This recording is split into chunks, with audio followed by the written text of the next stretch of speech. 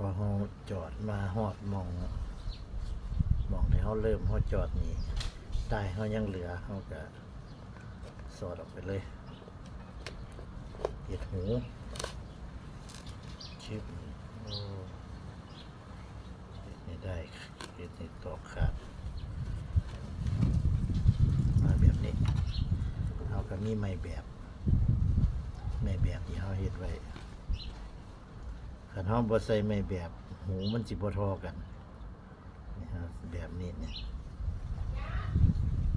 จะแทงเขาแบบนี้แทงเขาตามนี่แล้วก็เขาก็เสียบไปถึงพี่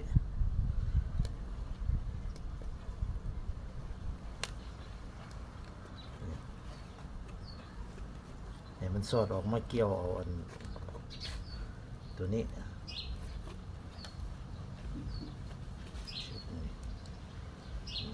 ดึงไม่คนนี้เขาเป็นไม่แบบเขาก็ใส่ไว้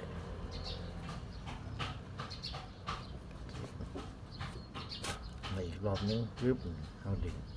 เวลาเขาดึงไปมันสิมาคล้องเอาตัวนี้มันสิมาคล้องเอาได้ที่เขาเสียบไปนี่มันก็สิอยู่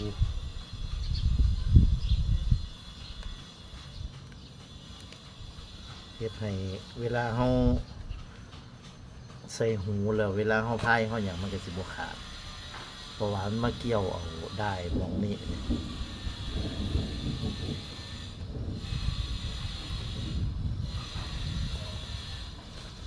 ชึบสมีพอเนี่ยเขาก็ดึงให้มันเสมอกันเอากลับมาจิ๊กกันหน่อยให้มันเสมอกันแล้วเราก็ตัดได้ตัดขางนึงตัดเส้นนึงตัดเส้นนึงแล้วเราก็เอาเข็มออกมันเราก็สิมาทัดมันเนี่ยมาหยัดเลยหยัดแบบเดียวกันกับอันหูคองนี่แหละเจ็บ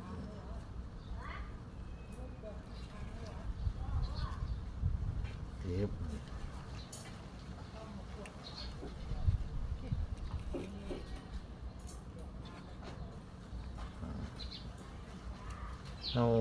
ดึงหยักให้มันเลี้ยงเส้นไปเลี้ย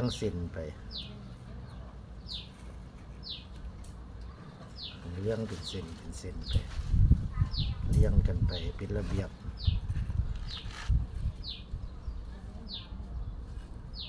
คือ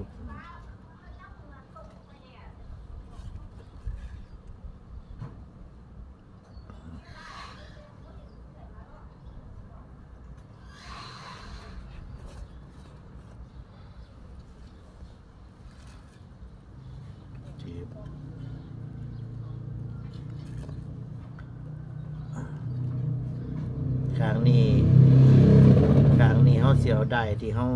เย็บมันเหลือนี่เฮ็ดเลยครั้งแต่ว่าครั้งนี้เขาก็ต้องได้หาได้เริ่มต้นหาได้ไหมมาเฮ็ดหูก็ติบเขา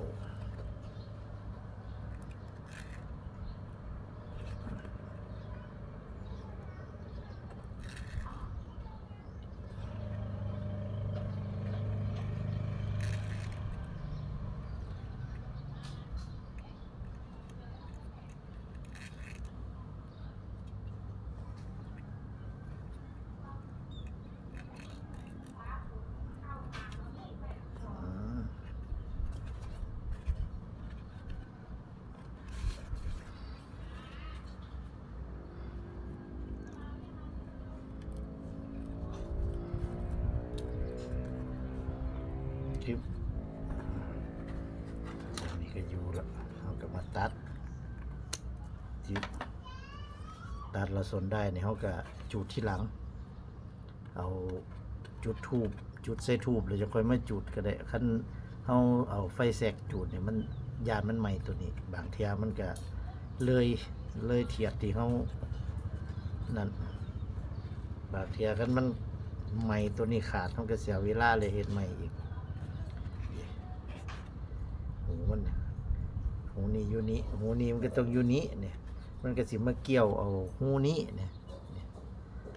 ตัวนี้เขาก็ต้องได้หาได้ตัวไม่เฮ็ด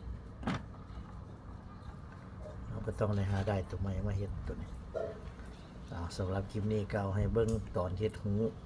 ข้างหนึงนี่ละหูที่สองนี่ก็เฮ็ดคือกันนี่ละพี่น้องหูที่สองเพียงแต่ว่าเฮาต้องหาได้ใหม่มาเอาห้อยได้ใหม่มาแล้วก็มาแทงขึ้นมาหูนี่แล้วก็เกี่ยวคือกันสำหรับคลิปนี้ก็เอาให้เบิ่งตอนเฮ็ดหูตัวนี้หูเฮ็ดแล้วก็สิเป็นประมาณนี้แบบนี้อย่าลืมได้แบบนี้มันต้องได้เฮ็ดไว้คันบ่ซั่นหูมันสิบ่เท่ากันนี่เราต้องเฮ็ดแบบใส่ไว้สำหรับคลิปนี้ก็ให้เบิ่งซ้ำนี้คลิปต่อไปสิเป็นตามใดก็ติดตามต่อไปสวัสดีครับ